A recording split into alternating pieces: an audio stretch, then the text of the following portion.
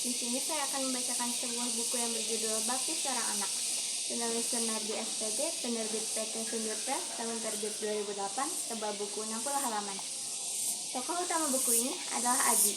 Aji adalah anak seorang pemulung yang tinggal di pinggir TPA di desa Bulak Baru. Setiap pulang sekolah, Aji akan membantu orang tuanya mengumpulkan dan merapikan barang-barang bekas dari pengolahan sampah di dekat rumahnya.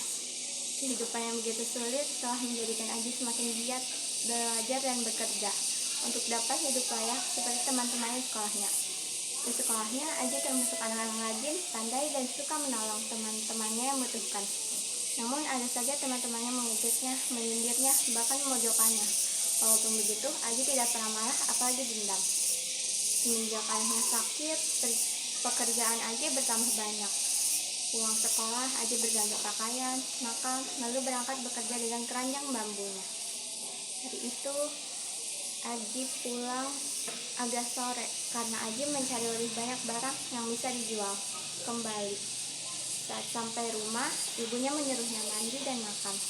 Ibunya juga berkata, tadi temannya Burhan datang ke rumah dan bertanya apa Aji sudah mengerjakan tugas dari Pak Guru. Karena Aji belum mengerjakan tugasnya, malam itu setelah mandi dan makan, Aji termenung memikirkan tugas dari Pak Guru yang belum sempat dikerjakan. Saat sedang berpikir, adiknya memanggil dari kamar depan.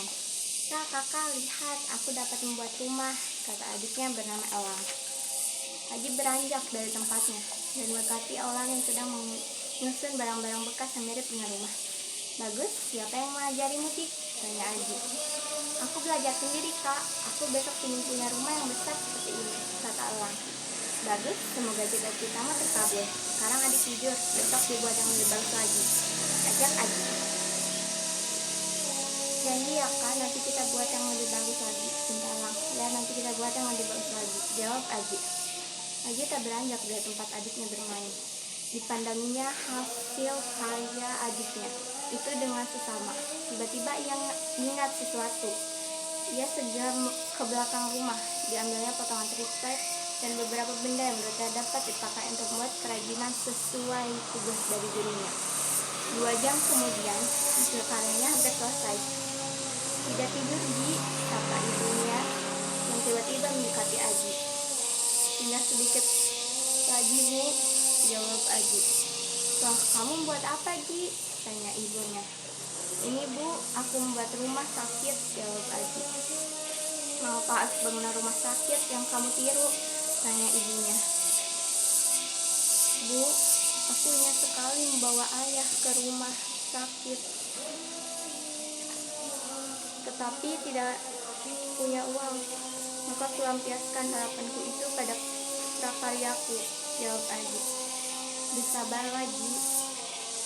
Siapa tahu harapanmu menjadi kenyataan, kata ibunya. Amin, jawab Aji. Pagi-pagi, Aji sudah bangun. Setelah menyelesaikan tugas rutinnya, Aji langsung berangkat sekolah dengan 2 adiknya, Guntur dan Elang. Setelah sampai di kelasnya, Aji melihat hasil karya teman-temannya.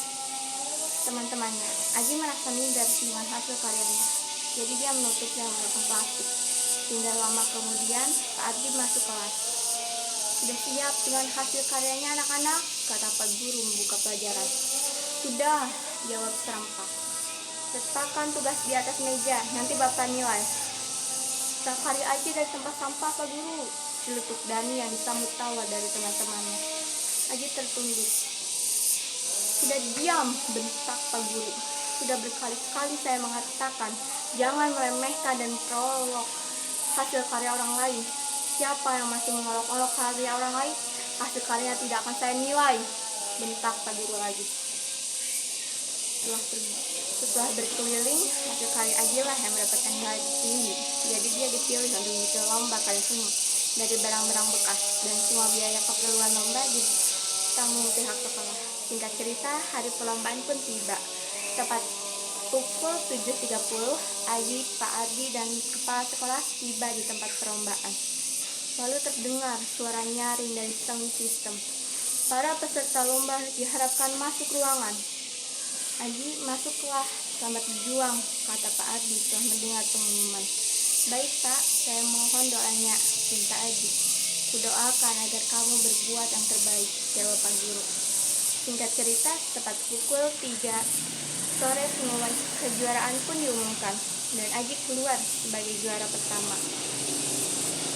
Uang penghargaan hasil perlombaan itu pun Aji gunakan untuk membawa ayahnya berobat ke rumah sakit. 2 bulan sudah ayah Aji sembuh dari sakit. Kini dia dapat bekerja seperti biasanya. Hari Senin setelah Aji pulang dari sekolah, Aji membaca buku keterampilan.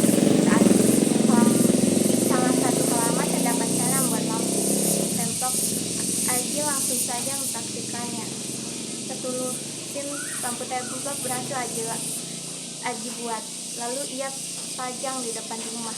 Tidak lama kemudian, lampu itu habis diborong pedagang keliling.